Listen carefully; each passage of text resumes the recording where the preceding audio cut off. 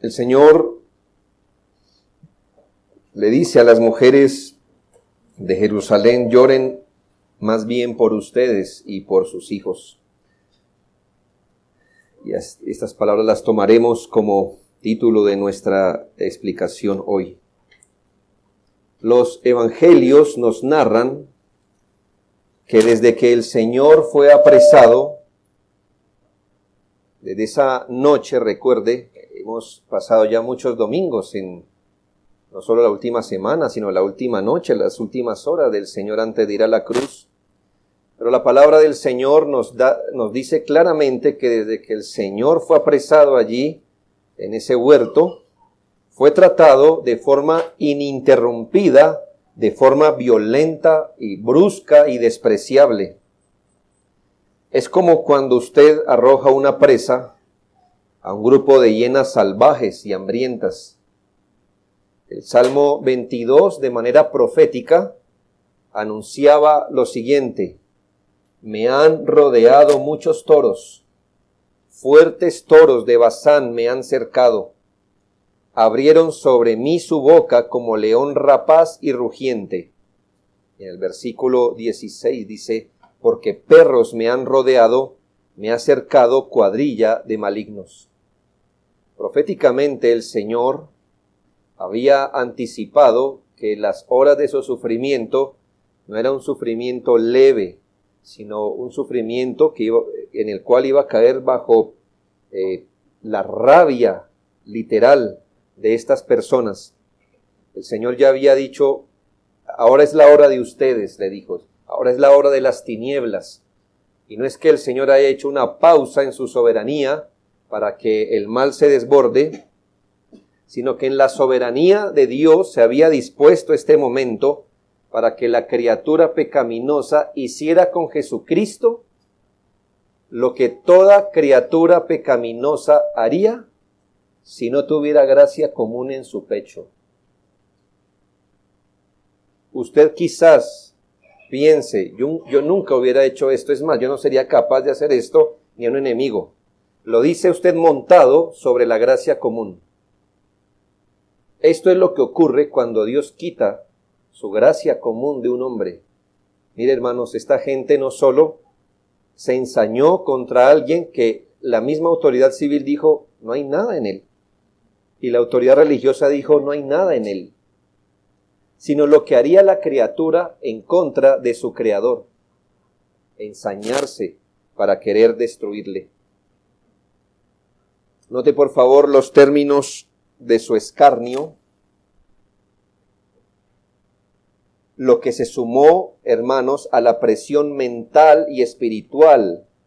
Les recuerdo que el Señor estaba bebiendo una copa muy amarga, sorbo a sorbo, y poco a poco se dirigiría a la cruz, donde estaría el punto culminante de sus sufrimientos.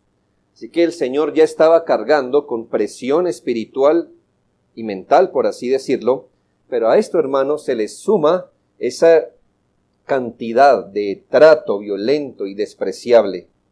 Solo para hacer un recuento de lo que para que usted dimensione, no he querido dejar a un lado porque nos parece que los sufrimientos más agudos de Jesucristo los sufrió en su espíritu. Pero quiero mostrarle esta dimensión del sufrimiento físico. Por ejemplo, Juan 18:22 dijo: cuando Jesús hubo dicho esto, uno de los alguaciles que estaba allí le dio una bofetada diciendo: ¿así respondes al sumo sacerdote? Luego, en un momento de su juicio ante Pilato, se dice en Mateo 26, 67 y 68, entonces le escupieron el rostro y le dieron de puñetazos, y otros le abofeteaban diciendo: profetízanos, Cristo, ¿quién es el que te golpeó? Cuando fue llevado donde Herodes, se nos dice en Lucas 23:11, entonces Herodes con sus soldados le menospreció y escarneció, vistiéndole de una ropa espléndida, y volvió a enviarle a Pilato. Luego, otra vez estando donde Pilato, entendemos algo, hermanos, y es que Pilato quería deshacerse del asunto y pensó hacer algo que no le salió. tampoco hizo mucha fuerza para que le saliera otra cosa, pero el punto es este. Él dijo, voy a castigarlo ejemplarmente para disuadir al pueblo de que lo mate. Pues en efecto lo hizo, pero ¿qué le salió? Pues que además de golpearlo brutalmente, también lo mató. Note lo que dice Mateo 27, 26 al 31. Entonces le soltó a Barrabás y habiendo azotado a Jesús, le entregó para ser crucificado. Entonces los soldados del gobernador llevaron a Jesús al pretorio y reunieron alrededor de él a toda la compañía y desnudándole le echaron encima un manto de escarlata y pusieron sobre su cabeza una corona tejida de espinas y una caña en su mano derecha, e hincando la rodilla delante de él escarnecían diciendo, salve rey de los judíos, y escupiéndole tomaban la caña y le golpeaban en la cabeza. Después de haberle escarnecido, le quitaron el manto, le pusieron sus vestidos y le llevaron para crucificarle.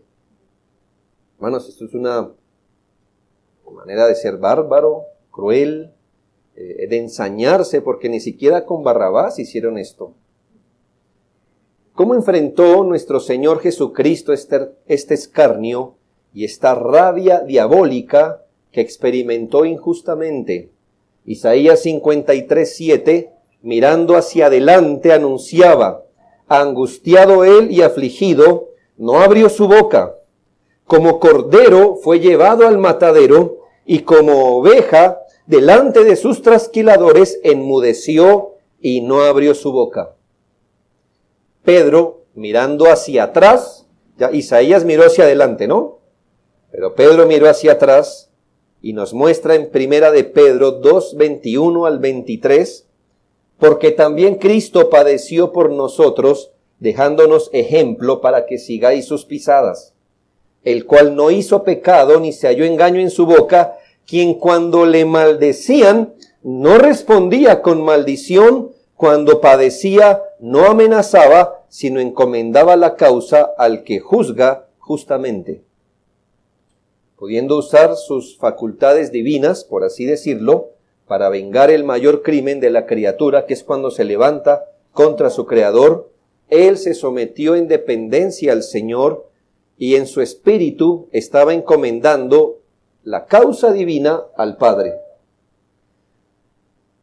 Ahí no paran las cosas, hermano, porque luego de estos acontecimientos la tortura prosiguió. Como todo condenado a la cruz, debería pasar por un escarnio más público, y esto era tomar la cruz y atravesar toda la ciudad y salir de ella y llegar al Calvario y ser crucificado frente a la vista de todos. Por supuesto que esto hacía parte del castigo de un criminal, el escarnio público, que le permitía a la ciudadanía estar presente para ver, pero para manifestar todo el desprecio y el aborrecimiento para con un criminal. Esto sin duda es grotesco y cruel. Hoy día, hermanos, aunque sea un criminal, se dice presunto criminal, aunque usted ya ha visto en el video que mató a otro, se le dice presunto, y no se puede mostrar el rostro del individuo. ¿Me hago entender? Pero esto era todo lo opuesto. Esta era una manera de hacerle sentir completamente el desprecio a una persona. Y allí entre la multitud había un hombre judío, lo sabemos por su nombre, aunque vivía en otro lugar llamado Cirene, que seguramente era esos de tantos judíos que había venido a Jerusalén a celebrar la Pascua. Este hombre fue llamado providencialmente a una misión especial. Lucas 23, 26 dice, y llevándole, esto Jesús, tomaron a cierto Simón de Cirene que venía del campo y le pusieron encima la cruz para que la llevase tras Jesús. Generalmente, hermanos, los reos de muerte podían llevar su cruz, pero nuestro Señor ya no pudo. Recuerdo el antecedente. Fue torturado para disuadir al pueblo a que lo dejaran libre después de ser torturado, pero no fue así. Así que llega un momento en el camino donde el Señor tiene que ser relevado de llevar la cruz, y ahí entra Simón de Cirene. Algunos teólogos afirman que el hecho que la Biblia sea tan específica dándonos el nombre y su ubicación significa que este hombre no era del todo desconocido, o no fue o no llegó a ser desconocido para el mundo cristiano de su momento. Algunos piensan que este hombre llegó a convertirse al Señor junto con su familia, quienes ayudaron en la obra del Señor en Cirene y, claro, le ayudaron en el ministerio a Pablo. Esta es una deducción que se hace de Marcos 15:21. Y obligaron a uno que pasaba, Simón de Cirene, padre de Alejandro y de Rufo, que venía del campo, a que le llevase la cruz. Es como si la Biblia dijera, no de un tal Alejandro y de un tal Rufo, sino de Alejandro y Rufo como si los conociéramos. Y luego, en Romanos 16:13, Pablo dice, saludad a Rufo, escogido en el Señor, y a su madre y mía. Así que, hermanos, no podemos ser dogmáticos en esto, pero quizás, al ser la Biblia tan específica en darnos nombre, ubicación, el nombre de sus hijos, es muy probable que nos hallemos ante una familia que fue convertida al Señor, no sabemos si en ese momento, si después, y que llegó a ser hasta ayudante del apóstol Pablo, y la esposa de Simón de Cirene, Pablo le llamaría madre también. Una mujer, me imagino, un apóstol le dice como si fuera su madre, una mujer de mucha piedad. Les estoy dando un contexto, hermanos. No hemos llegado a las palabras del Señor. Lo que pasa es que todo esto se nos ha acumulado en la espalda, ¿verdad? Y no pudiéramos entender. Ahora deseo que note la multitud que estaba allí. Hermanos, al decirle esto, quiero que observe algo muy especialmente. Es un dato muy iluminador que nos enseña que usted y yo jamás deberíamos hacer de la multitud el estándar para saber si algo es correcto o no. Pero mucho más en cuestiones espirituales, en cuestiones del Evangelio, usted no puede hacer de la multitud el estándar para pensar acerca de Jesús, para pensar acerca de la salvación, del cielo, del infierno. Usted no puede mirar la multitud y decir, ¿qué está pensando la multitud? ¿Qué está haciendo la multitud? Y basado en eso, tomar usted una creencia, una posición. No lo haga ni en la vida normal, ni mucho menos en la vida religiosa. Oh, hermanos, ¿cuántas personas hay? Aquí fuimos testigos. La mayoría, cuando pasó algo en una familia aquí, hubo caos en su cuadra, en su barrio, y alguien dijo, a mí me pareció que ese muchacho casi lo matan. Y la gente que le estaba golpeando, ¿y qué pasó? No sé, pero ahí estaba dándole. ¿Por qué? Porque la multitud, la masa, no piensa. No piensa. Y si eso es verdad en las cosas comunes, usted no puede hacer de la multitud el estándar para saber de Jesús. Es un peligro inmenso de pensar el Evangelio de acuerdo a lo que los demás piensan del Evangelio. Le quiero hacer un recuento de esta multitud. En Mateo 21, 8 y 9. Y la multitud, que era muy numerosa, tendía sus mantos en el camino. Y otros cortaban ramas de los árboles y las tendían en el camino. Y la gente que iba delante y la que iba detrás aclamaba diciendo, Hosana al Hijo de David, bendito el que viene en nombre del Señor, Hosana en las alturas. Eso fue un domingo, para ubicarlo, ¿verdad? El próximo viernes, ¿verdad?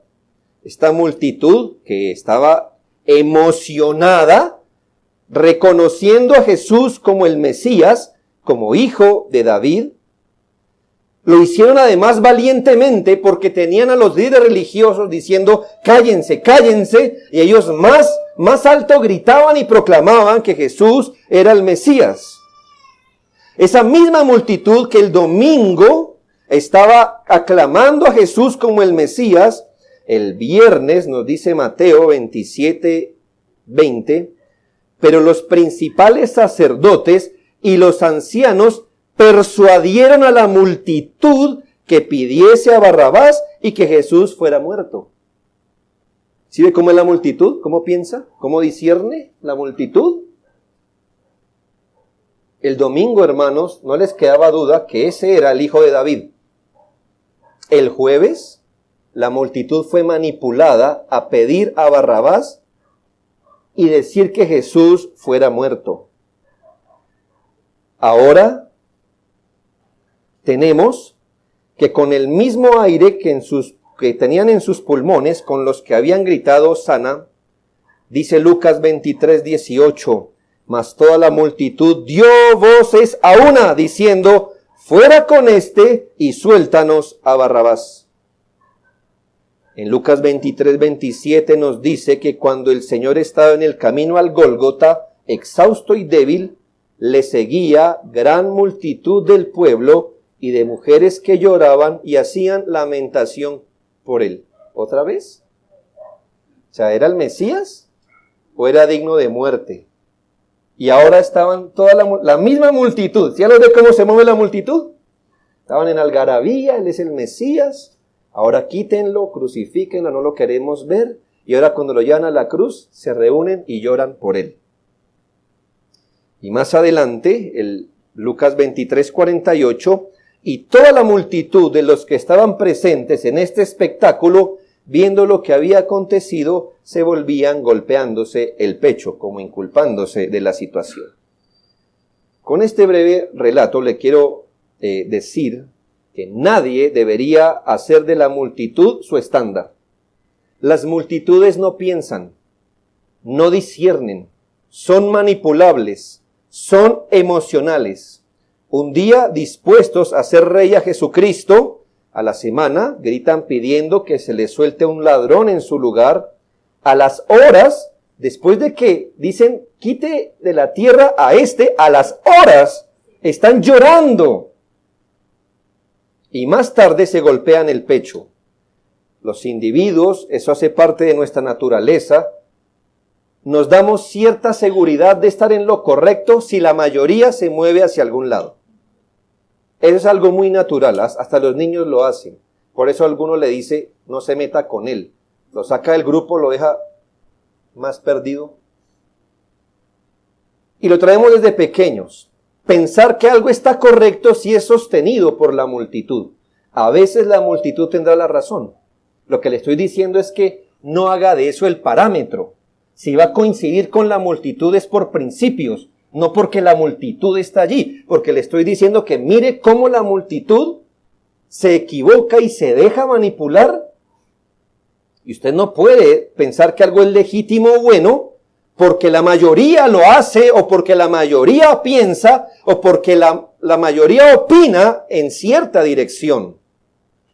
Esa multitud que tiene cuadros de una imagen flagelada y que a veces le tiene lástima, es la misma que el resto del año combate el evangelio. Es la misma multitud que habla de Dios y de Jesús y dice yo creo en Él. Luego, cuando algo raro pasa, le reclama de forma airada porque no cumple sus deseos y hasta llega a cuestionar si es que Él existe. Es la multitud la que en una fecha del año están comprando pescado para no comer carne, pero viven en la carne como lo hacen todos. Viven el resto de meses como si fueran ateos, hasta que por allí en diciembre sienten alguna punzada y ternura por un bebé yaciendo bajo un gran árbol de Navidad, ahogado bajo muchos regalos, y los que pocos días después será invocado para que les ayude el resto del año para vivir ciegamente los 364 días después. Esa es la multitud. Esa es la multitud ciega. Es un mal estándar. O sea, no le dé pena coincidir con la multitud si coincide por principios. Pero nunca haga de la multitud el estándar. Mucho menos de cosas tan importantes como ¿qué dice la gente que es Jesús? ¿Quién es Jesús? ¿Qué ha hecho Jesús? ¿Qué es el Evangelio? Nunca escucha a la multitud. Entre esa multitud, hermanos, dice la Biblia que había unas mujeres que lamentaban lo que estaban viendo, quizás espectadoras, como muchos del pueblo, quizás plañideras, las mujeres contratadas, ¿verdad?, para llorar una tragedia o un muerto, o quizás como los demás, mujeres curiosas. El versículo 27, Lucas 23, 27, y le seguía gran multitud del pueblo y de mujeres que lloraban y hacían lamentación por él. La Biblia no nos ofrece la explicación de por qué estas mujeres estaban llorando. Quizás simpatía, impresión, dolor, desesperanza, frustración o una reacción emocional de ver ese cuadro. Pero en lugar de seguir animando el lloro, el Señor para su trayectoria por un momento y de forma misericordiosa pero firme les dice así: hijas de Jerusalén, no lloréis por mí, llorad por vosotras mismas y por vuestros hijos. ¿Por qué? Porque aquí vendrán días en que dirán: bienaventuradas las estériles y los vientres que no concibieron y los pechos que no criaron. Entonces, en ese tiempo, comenzarán a decir a los montes: caed sobre nosotros, y a los collados cubridnos. Porque si en el árbol verde, él está hablando de sí mismo, hacen estas cosas, en el seco, es decir, en ustedes, ¿qué no se hará? ¿Cómo debemos entender estas palabras?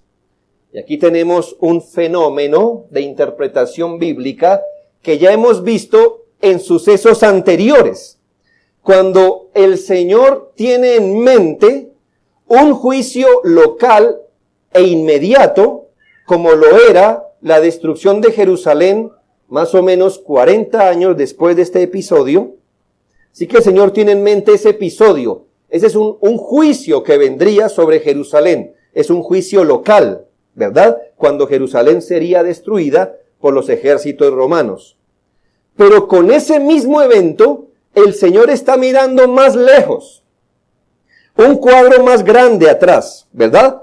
Tiene en mente el cuadro pequeño, pero atrás está viendo un cuadro más grande que nos habla ya no de un juicio local, sino del juicio universal. No ya cuando ejércitos rodeen Jerusalén, eso ya pasó. Nuestra escatología ya no tiene nada que ver con Israel, lo sabe, ¿no? O sea, ya para nosotros Israel es como Rusia, como China, como lo que sea. Así que, ¿por qué? Porque eso de ejércitos rodeando Jerusalén era en el año 70 y eso ya pasó. Pero ese episodio nos está señalando el día que el Señor venga por segunda vez en juicio final y definitivo. Así que en esta interpretación vamos a tener las dos cosas en mente, como el Señor también lo hizo. En Mateo 27, 24 y 25 dice la Biblia: viendo Pilato que nada adelantaba, sino que se hacía más alboroto, tomó agua y se lavó las manos delante del pueblo, diciendo: inocente soy yo de la sangre del justo, allá vosotros. Y respondiendo todo el pueblo dijo: su sangre sea sobre nosotros y sobre nuestros hijos. ¿Sí ve hacia dónde invocan la maldición? Hacia ellos y hacia sus hijos. El Señor, ¿qué le dice a las mujeres? Más bien llore por ustedes y por sus hijos, exactamente sobre quienes va a caer el juicio. ¿Me hago entender? Ese juicio local, pero ya sabemos que el Señor tenía en mente otro episodio. Ese día vendría, y de cierto la historia nos dice que llegó ese día cargado de mucho dolor. Y sin embargo, este asalto de Jerusalén en el año 70 no es más que una pequeña sombra de lo que pasará de un día que aún no ha llegado. Es el día del gran juicio final. Cuando el Señor aparezca, ya no como Cordero, ya no como Redentor, sino que aparezca como juez de vivos, de muertos, trayendo juicio sobre este mundo pecador.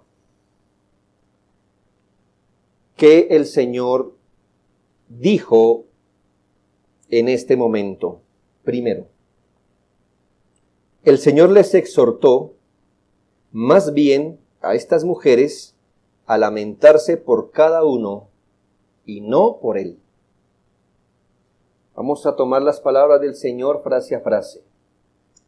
¿Qué les exhortó el Señor en primera medida? A lamentarse por cada uno, es decir, cada uno laméntese por sí mismo. Y no hagan de Jesús el objeto de su lamento.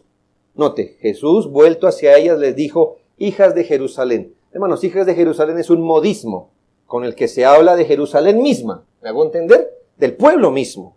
Los hijos de algo, los hijos de Colombia son los colombianos. ¿Me hago entender? Los hijos de Jerusalén, las hijas de Jerusalén, es en sí el pueblo. Hijas de Jerusalén, no lloréis por mí. ¿Sí nota? No me hagan a mí objeto de su dolor, de su llanto. Llorad por vosotras mismas y por vuestros hijos. El Señor es tierno acá, pero es firme. Son palabras duras. Y les dijo a las mujeres que deberían guardar sus lágrimas no para Él. No les dice no lloren. No les dice no lloren. Dice no lloren por mí. Guarden sus lágrimas de dolor, de tristeza, por la condición de cada uno de ustedes y hasta por la condición de los que están a su alrededor. Si bien el Señor se estaba acercando a la hora de su máximo sufrimiento, también, hermano, en unas horas ya habría cumplido con toda su misión y estaría en las glorias que antes lo acompañaban. Su plan, hermanos, no lo estaba cumpliendo a tropezones. Su plan lo estaba cumpliendo a toda conciencia. Y aunque tenía dolor, Hebreos también nos dice que tenía un gozo puesto delante de él, por lo cual soportó el oprobio. Así que no tenía, hermanos, la gente que tenerle lástima a él, porque no estaba pasando nada que él no quisiera. Él estaba dirigiéndose voluntariamente, y así lo explicamos sermones pasados, voluntariamente, conscientemente, a la vista, hermano, parecía derrotado, pero ¿qué estaba llevando esa cruz, hermano? Como una bandera, la cual enterraría en terreno enemigo, bandera que todavía está en pie hoy. Bandera, hermanos, que todo pecador que mire como miró la serpiente en el desierto, con fe, ahora rinde sus armas y se convierte en un soldado del Señor. Así que el Señor no dice, yo no soy el objeto de su lástima. No me miren con lástima. El problema no soy yo. Mi dolor es solo parte de mi obra. El asunto a considerar es cada uno de ustedes. Ay, guarden lágrimas cuando miren su corazón y lo vean tan duro. Deberían guardar las lágrimas para que cada uno, cuando se ve tan duro por su pecado, llore por él. Ustedes, estoy parafraseando, viendo esto deberían estar cayendo en sus rodillas arrepentidos por sus pecados y que están llorando por mí, mirando un espectáculo. No tengan lágrimas para mí, tengan tristeza porque ustedes están viendo la mayor obra hecha en esta tierra. No sé si a usted le hubiera gustado estar parado en alguna estrella, no sé. No, pues no existían, ¿verdad? Cuando el Señor habló y todo existió. Qué obra maravillosa, ¿no? No sé. Parado en nada porque no había nada, ¿verdad? Pero no sé si a usted le hubiera gustado estar allí cuando el Señor dijo que se haga la luz. dijo Dios, y todo fue creado. Todavía esa voz mantiene locos a los científicos, ¿me hago entender? Tan brillante es que los tiene destellados, hablando incoherencias, es lo que le quiero decir. Pero esa no es la mayor obra que se ha hecho en la historia. Esa gente estaba presenciando en ese camino, que hoy se llama la Vía Dolorosa, la gente estaba mirando un espectáculo y no podía ver lo que estaba pasando realmente allí. Por eso el Señor les dice, deberían llorar por su ceguera. Ustedes no están mirando ni parte del cuadro. Este pueblo anhelaba salvación, pero no la salvación que estaba dando el Mesías. El problema era que el hombre no podía ver la obra salvadora de Dios en ese hombre que estaba llevando la cruz. No podía ver la dimensión real de la salvación. Entonces, ¿qué ocurriría? A causa de no creer en él, ni en sus palabras, cuando vinieran los ejércitos romanos, estas personas se iban a esperanzar que no iban a ser destruidas. En vez de huir como el Señor les había dicho, y perecerían, como efectivamente ocurrió. ¿Qué nos dice esto al futuro? ¿Qué nos puede enseñar esto del otro evento de juicio? Hermanos, hemos dicho aquí, lo volveré a decir, que ciertamente todos lloraremos nuestros pecados. Cada uno de nosotros se lamentará, llorará, se avergonzará, se dolerá, se frustrará y hasta tendrá miedo y temor de sus pecados. Todos sin excepción lo haremos, usted y el que está al lado. Todos lloraremos nuestros pecados por frustración, hasta por miedo y terror, lo haremos. El asunto es si lo hará en esta vida, cuando hay esperanza de ser perdonado y justificado en Jesucristo, o si lo hará delante del juicio final, cuando ya no haya nada que hacer. Cuando el Señor aparezca, por así decirlo, con sus ejércitos, ya no rodeando Jerusalén, pero con sus ejércitos, sus millares de ángeles rodeando este mundo, ya no habrá nada absolutamente que alguien pueda hacer por sus pecados. En ese momento los llorará con frustración, con temor, con terror, pero en ese momento ya no habrá nada que hacer. Como el judío que cuando vio los ejércitos dijo, sí era verdad, ¿ya qué? Ya no podía huir de Jerusalén, ya iba a perecer dentro.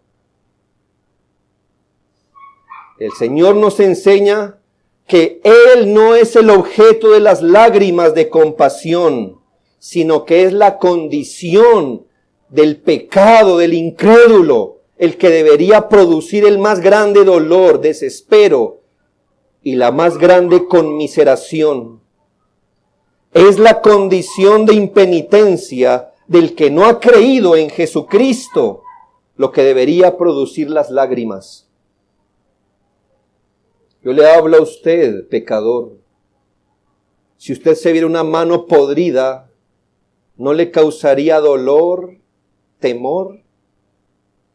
Si viera cómo se carcome un pie, una enfermedad o su hígado, ¿no lloraría de dolor? Pero usted tiene podrido el corazón y no llora. Usted tiene podrido el alma. Su alma hiede desde que nació. ¿Y dónde están sus lágrimas? ¿Dónde está su desespero? ¿Dónde está su dolor? ¿Acaso no puede ver en qué condición está usted? Todos lo vemos, pero usted no. Esta iglesia le ha tenido por nombre en oración y ni siquiera usted ha levantado un clamor tímido al Señor diciendo, sálvame, ten misericordia de mí. nosotros aborrecemos sus pecados, pero parece que usted los ama. Usted debería estar llorando por eso y angustiándose por eso. ¿Acaso no es para lamentar que su corazón no sienta afán de venir a Jesucristo?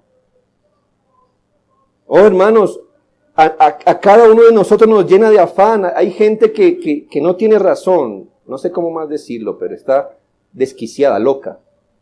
Si usted viera una persona así en la calle, herida, que se está desangrando, pero está en la calle y todos le gritan porque tiene un palo, ¿verdad?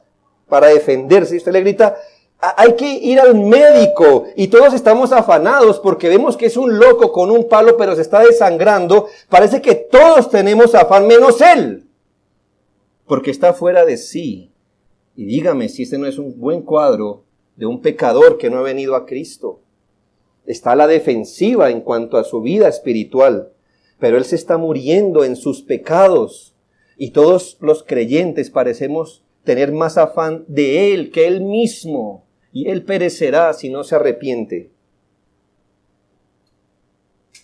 No es para llorar que si usted parte de este mundo sin Jesucristo, jamás volverá a saber lo que es la risa y la alegría.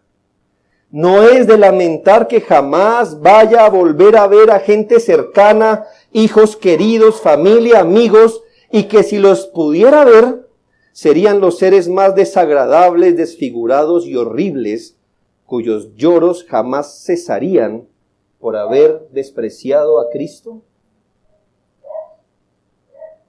Guarde sus lágrimas en Semana Santa.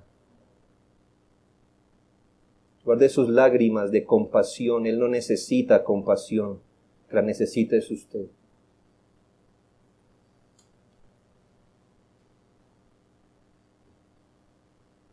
Segundo, el Señor enseñó que en los días de retribución, las bendiciones más grandes tendrán sabores muy amargos. Los días de retribución, recuerde, el año 70 después de Cristo, para Jerusalén, pero para este mundo, cuando el Señor aparezca por segunda vez, el Señor nos enseñó que en los días de retribución, es decir, cuando Él desarrolle su venganza, las bendiciones más grandes tendrán sabores muy amargos. Nuestro Señor tomó un asunto que por la palabra de Dios era muy sensible en la idiosincrasia judía. Entienda esto, no es el único asunto, pero parece que el Señor toma un ejemplo de algo que es muy apreciado, y esto por la influencia de la palabra sobre la idiosincrasia judía, y es el asunto de la maternidad. Él quiere tomar este ejemplo, uno de esos asuntos que más cala, ¿verdad? Para enseñarnos el gran principio. Para la mujer judía, no tener hijos era una señal de desaprobación divina, un deshonor. Recuerde el caso de Sara, que por no tener hijos se apresuró. Raquel, que afirmó que moriría si no tuviera hijo. Note en las descripciones de las maldiciones de los impíos, estaba esta, no poder tener hijos. Job 18:19. Entre los juicios más severos que se le propinaría a Israel en días de juicio, era que los vientres de las mujeres encintas serían abiertos. Segunda de Reyes 8:12. De otro lado, la Biblia afirma que los hijos son herencia de Dios y algo de gran estima, y es bienaventurado el hombre que se llena de hijos. Salmo 127, 3 al 5. Entonces, entienda esto. No es el único asunto donde se sentiría el juicio, sino que está tomando un asunto muy sensible para que entienda esto, que en los días de retribución, las bendiciones más grandes tendrían sabores muy amargos. Cuando el Señor se vuelve hacia estas mujeres, llevando a la cruz, estas palabras debieron retumbar el oído de los judíos. ¿Qué cosa era peor que ver a un hombre torturado injustamente camino a la muerte? Yo les digo que es algo peor, porque aquí vendrán días que dirán: bienaventuradas las estériles y los vientres que no concibieron y los pechos que no criaron. ¿Qué haría que algo que es una inmensa bendición para el hombre se tornara en algo tan amargo? ¿Qué pudiera ser que una bendición, estoy nombrando una, pero piensa en cualquier otra, que Dios dio para bendecir, llegue un momento donde sepa a amargo? La respuesta es el juicio de Dios. El juicio de Dios. Esos días de retribución, cuando los ejércitos romanos vinieran a destruir Jerusalén y desobedeciendo al Señor, las mujeres no huirían a los montes, sino que se iban a quedar allí en Jerusalén. Por no creer lo que Jesús dijo, tendrían que ver morir a sus hijos, verlos masacrar. Y si la historia es cierta aquí, se dice que muchas mujeres, para no morir, tuvieron que comer la carne de sus propios hijos. Pero no se quede en la explicación más superficial. Muchos pensarán, por eso es mejor no tener hijos, para traerlos a sufrir. Como si el texto hablara de procreación y no de arrepentimiento. El texto está hablando de arrepentimiento. Y para que no se escabulla entre el caso, se lo cambio. Hablemos de cualquier otra bendición y no la procreación. Le pasará exactamente igual. Cualquier cosa que Dios haya dado como bendición a este mundo, cuando el Señor aparezca en juicio, toda cosa que Dios le haya dado al hombre pecador para bendecirlo, se tornará en juicio y dolor para su vida.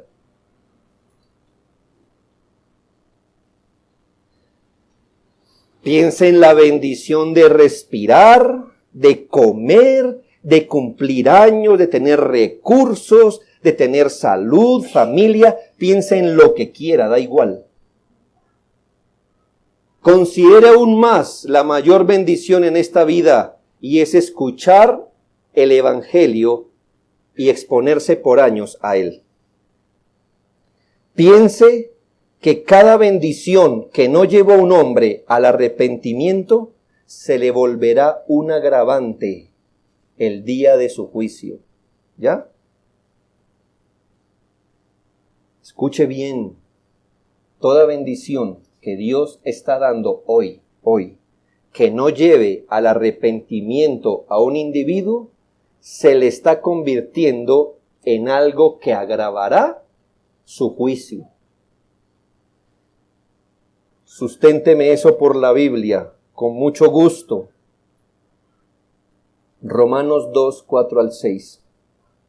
¿O menosprecias las riquezas de su benignidad, paciencia y longanimidad, ignorando que su benignidad te guía al arrepentimiento? ¿Ya? Pero por tu dureza y por tu corazón no arrepentido, es decir, porque has recibido benignidad, paciencia y longanimidad y no te has arrepentido, atesoras para ti mismo ira para el día de la ira y de la revelación del justo juicio de Dios. ¿Ya lo entiende? Entienda matemática divina. Esto es mejor que cualquier otra matemática. ¿Ya? Entienda lógica de la Biblia, que le va a hacer muy bien. Todo lo que el Señor nos da, que no se vuelve en arrepentimiento, será levantado el día del juicio para la ruina. Le coloco varios ejemplos. Había dos lugares, Corazín y Betsaida. El Señor tiene la distinción, pudiendo predicar en otro lugar, quiso predicar en Corazín y Betsaida. Y estas personas, tras escuchar el Evangelio por boca de Jesús mismo, no se arrepintieron. Por eso el Señor les dice, por tanto os digo que en el día del juicio será más tolerable el castigo para Tiro y para Sidón que para vosotras. Es decir, este Evangelio les fue predicado para llevarlos al arrepentimiento. No se arrepintieron, serán castigadas con más severidad que las naciones que nunca escucharon el Evangelio, igual serán castigadas. pero ustedes que escucharon con más severidad. Mateo 11:22. Mire, para el siervo que no conoce la voluntad de su Señor y hace cosas malas, habrá castigo. Se lo repito, si un siervo no conoce la voluntad de su Señor y hace algo malo, se le castigará. Pero será más castigado el que conoció la voluntad de su Señor y no la siguió. Lucas 12:47 y 48. Aquel siervo que conociendo la voluntad de su Señor no se preparó ni hizo conforme a su voluntad, recibirá muchos azotes. Pero el que sin conocerlo hizo cosas dignas de azotes será azotado poco. Porque todo aquel a quien se haya dado mucho, mucho se le demandará, y al que mucho se le haya confiado, más se le pedirá. ¿Ve el sentido de las palabras del Señor? Cada respiración que usted dio bajo la misericordia de Dios, si no fue llevado al arrepentimiento, se le va a cobrar a usted el día del juicio de Dios. Mire, gente que Dios ha cortado en el vientre de la madre, usted ya está muy crecidito. Son muchos años respirando el aire de Dios, comiendo de su tierra, paseándose por aquí como un impío, como alguien liviano para su fe. Mucho tiempo de su vida ya, muchos cumpleaños desafiando a Dios. No sé por qué le dicen feliz cumpleaños. Llorar es lo que debería. ¿Feliz de qué? De cumplir un año más para atesorar ira, para el día de la ira. ¿En serio? ¿Velas de qué? ¿Regalo de qué? Va a morir. Usted y cualquiera aquí moriremos. Pero usted se habrá pasado tantos años, tantas respiraciones, tanta bendición, tanto recurso, tanta comida destinada a usted para que ahora llene sus pulmones, tome su vida y haga de su vida lo que usted quiere. Y no venga el arrepentimiento para con Dios y la fe en Jesucristo. Vendrán días cuando la mayor de sus bendiciones les habrá lo suficientemente amargo cuando el Señor venga por juicio. Y si usted no se ha arrepentido, usted va a recordar toda bendición, pero la recordará con amargura. Ay, si usted iba a usar cada misericordia divina para levantar la mano contra Dios, ¿no era mejor morir en el vientre? Igual hubiera sido castigado. Pero nada comparado con pasar una vida sin arrepentimiento. Digo, en caso que usted crea, pues, que los bebés no se les aplica la obra de Cristo de una forma irregular. Pero no es mi punto, usted me entendió. Por último, el Señor señaló que quien esté bajo este juicio experimentará toda la acumulación de desespero y amargura. Oh, hermanos, nosotros sufrimos. Imagínese la acumulación de desespero y amargura volcada en un día. El Señor señaló que quien esté bajo ese juicio experimentará toda la acumulación de desespero y amargura. Por eso el Señor les dice, ese día, claro, el Señor tiene en mente la destrucción de Jerusalén y adelante otro, pero ese día comenzarán a decir a los montes, caed sobre nosotros, y a los collados cubridnos. Piensa, hermano, ¿qué puede hacer que uno diga esto? ¿Qué puede hacer que uno desee para sí mismo una muerte tan violenta? No me diga, hermano, que perecer debajo, que una montaña se le venga a uno encima, es algo placentero. Usted dirá, no, pues prefiero un rayo, que eso me fulmina ahora, pero no tener que experimentar eso. ¿Qué puede hacer que personas prefieran eso? Usted dirá, la única, huir de algo peor que eso. Y es exactamente lo que el Señor les dice. El hombre pecador, es otra de las cosas por las que debería llorar y no reír, piensa que el infierno es algo que él podrá resistir.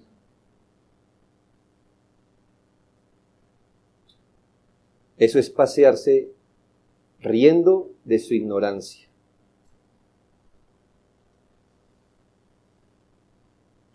El hombre pecador, primero, no piensa en su fin eterno. Segundo, no piensa en su fin eterno de forma proporcionada ni bíblica. Pero si alguna luz tiene, gente piensa que el tormento eterno lo podrá resistir. No le puede caber en su mente que exista un dolor lo suficientemente permanente, eterno, que siempre se aumente y que nunca tenga fin. Es más, a ninguno de nosotros nos cabe eso en la mente, ¿no cree? Es difícil pensar. Asimismo pensaban los judíos del tiempo. Está bien, puede que este hombre tenga verdad, puede ser que los ejércitos romanos nos rodeen, puede ser que nos quieran volver a conquistar. Aún así, no significa que la pasaremos tan mal para desear esto. Hermanos, la historia nos dice que después de eso, Jerusalén al día de hoy nunca fue reconstruida. Dios muele despacio, pero duro. Al día de hoy, hermanos, Jerusalén no es la misma. No hay ningún templo. Si lo hay, ya no nos interesa, me hago entender. El punto es el mismo. Ellos pensaron, lo podremos resistir. Esta destrucción era para acabarlos y esparcirlos sobre la tierra. El Señor vaticinó que en esos momentos la gente desearía perecer enterrado bajo un derrumbe de todos los montes que experimentar lo que experimentaron. Yo no lo voy a decir aquí, usted lea la historia de cuáles fueron los castigos propinados de los romanos sobre los judíos cuando tomaron su tierra. Eso duró 2 o 3 años, si no estoy mal. La generación que despreció al Mesías, despreció las palabras de Cristo y perecieron. ¿Qué nos dice esto, hermanos y amigos? ¿Se ha preguntado usted qué será estar delante de Dios para juicio? Usted dirá, bueno, ya tengo planeado mi argumento para decírselo al Señor. Pobre criatura, si acaso estaremos de pie. La Biblia nos dice que estaremos presentes, no de pie. Que ya estaremos postrados en tierra. Los mejores seres que no han pecado se tapan sus ojos. ¿Usted piensa que va a resistir de pie? Cuando el Señor empieza a escrutar su mente, su corazón, públicamente, en ese momento usted hubiera querido ser 1000 veces el pobre Lázaro que creyó, el cojo que creyó, el ciego que creyó, el leproso que creyó, aun si murieron siendo pobres, cojos y leprosos. Allí usted hubiera apreciado ser la escoria de la sociedad por Cristo. Allí, en ese momento, hubiera preferido ser burlado y menospreciado por ser cristiano. Aún usted hubiera anhelado ser maltratado y hasta asesinado por ser seguidor de Jesús, que tener que vivir tan solo 1 segundo de condenación eterna. Pero usted va a preferir cualquier otra suerte que estar delante del Señor en juicio. Él lo dijo, Él lo dijo. Era mejor ser considerado de lo vil y lo menospreciado del mundo, ¿no cree? Era mejor pasar a la eternidad, así fuera en medio de terribles dolores y escasez, que tenerlo todo, amistades, reconocimientos, dinero, salud, para luego perderse. Volverse ya no será posible. No hay escondedero de la mirada airada de Dios. No habrá respiro. Por eso el Señor les dice, no lloren por mí. Lloren por ustedes. Con estas palabras el Señor nos enseñó y aseguró que ninguno que no se haya arrepentido y creído en el nombre de Cristo escapará del juicio. ¿Cómo lo aseguró? Mire la firma. Porque si en el árbol verde hacen estas cosas, en el seco que no harán. Ay, amigos, si el juicio de Dios está cayendo sobre mí, porque estoy llevando un pecado ajeno, mira Jesús, si el juicio de Dios no está siendo ahorrado sobre mí, que yo soy hijo de Dios, que llevo un pecado, pero no el mío, un ajeno, si en pocas horas el Señor no me perdonará, como traduce la Biblia en Romanos, en algunas versiones, el que no escatimó ni a su propio hijo, dice alguna versión, el que no perdonó ni a su propio hijo. Si yo voy a ser el objeto de la ira y del juicio de Dios por el pecado, y eso que soy hijo de Dios, ¿por qué se envalentona usted, pobre rama seca? Que no es nada, no es nada. Si en el árbol verde se harán estas cosas, ¿por qué piensa un pecador no arrepentido que escapará del juicio, si ni siquiera el Hijo de Dios escapó del juicio divino? ¿Qué le hace pensar que si Dios no escatimó ni a su propio Hijo, el amor de sus ojos, qué le hace pensar que escatimará a una criatura alevosa e incrédula? ¿Qué nos hará pensar que les tendrá paciencia a nuestros hijos si a pesar de las misericordias divinas ellos siguen andando en esta vida sin temor de Dios en su corazón? ¿Qué le hace pensar que escatimará a su hijo o al mío si no se arrepiente? Pobres ramas secas. Como le dije en el sermón pasado, la gente estaba presenciando este evento con una perspectiva errada. ¿Sí ve la perspectiva de la multitud? ¡Ay, pobrecito! Mire lo que está pasando. Por eso el Señor se voltea y dice, cambien la perspectiva. Mientras ellas hacían duelo por él, él se dirigía a la cruz a llevar a cabo el acto por el cual todos seremos juzgados. Pero amigos, si usted puede decir conmigo esta mañana, dura es esta palabra, quiero plantarle aquí un oasis en medio de este sermón. El juicio definitivo no ha llegado aún.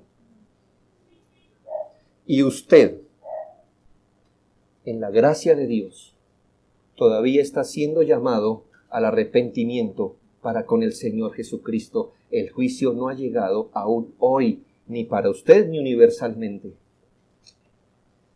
Llegará hoy, mañana, en 2 años, en 100, en 1000, no sabemos. Pero ya sea que usted muera y después vaya al juicio personal, o sea que el Señor venga por segunda vez en su juicio universal, todos estaremos ante este tribunal. Unos estaremos como justificados, otros como culpables.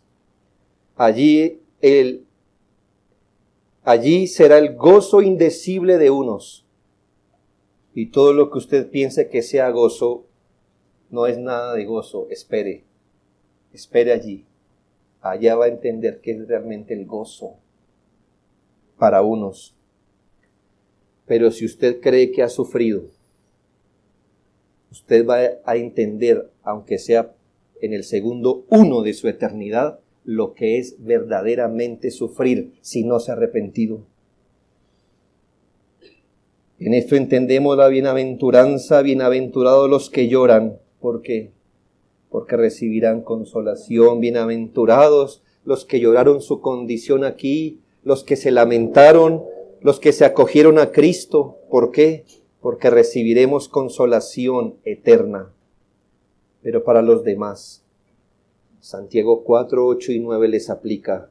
Pecadores, limpiad las manos, y vosotros los de doble ánimo, purificad vuestros corazones, afligíos, y lamentad y llorad. Vuestra risa se convierta en lloro, y vuestro gozo en tristeza. Ese día no ha llegado. Todavía está la cruz plantada en terreno enemigo. Arrepiéntase de sus pecados y venga al Salvador misericordioso, que en otra exposición vuelve a decirle que se arrepienta, que vuelva a Él de todo corazón, no escapará. Huya a la cruz, escape a la cruz hoy. Lo único que los salvará de ese día de juicio. Que Dios salve a muchos antes que venga el gran día de retribución. Oremos.